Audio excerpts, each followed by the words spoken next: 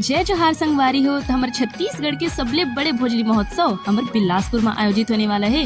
वो भी अरपा नदी के किनारे 29 अगस्त 2026 के जे दिन भोजली विसर्जन करे जाही। और आप मन यहाँ के तैयारी ला देख सकत हो, एकदम जोरों शोरों से चलत है। भोजली तिहार हमारे छत्तीसगढ़ के महत्वपूर्ण और प्रमुख लोक पर्व में से एक आए, जो आज के समय में कहीं न कहीं सिमट के रह जाते। तो भोजली तिहार प्रकृति और कृषि संस्कृति के प्रतीक आए, साथ ही यह अटूट मित्रता के उत्सव घलो आए।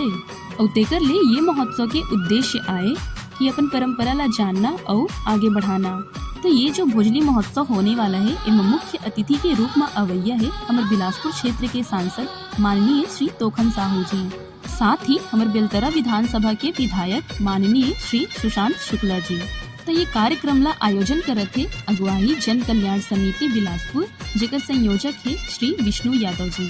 तो ये महोत्सव में होने वाला है ढेर सारा कार्यक्रम, गेम्स और कॉम्पिटिशन्स, जेमा रखे गए हवे शानदार इनाम। तो स्थान है रपटा चौक, चाटी डे, बिलासपुर। समय 2 बजे से 29 अगस्त 2026।